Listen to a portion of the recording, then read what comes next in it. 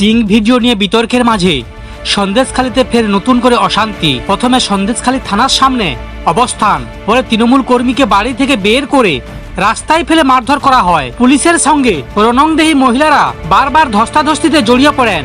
সব মিলিয়ে ভোট আবহে ফের রণক্ষেত্র সন্দেশখালী। বসিরহাটে বিজেপি প্রার্থী রেখা পাত্র এবং বিজেপি নেত্রী অর্চনা মজুমদারের নেতৃত্বে সন্দেশখালী থানা ঘেরাও করা হয়। পুলিশের সঙ্গে একপস্ত কথা কাটাকাটি হয় বিজেপি কর্মী সমর্থকদের।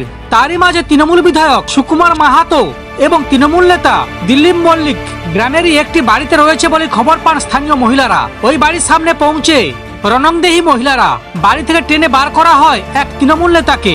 বাঁশ লাঠি হাতে মহিলারা তৃণমূল নেতার উপর চড়াও হন। রাস্তায় ফেলে বেশ কিছুক্ষণ ধরে চলে মারধর।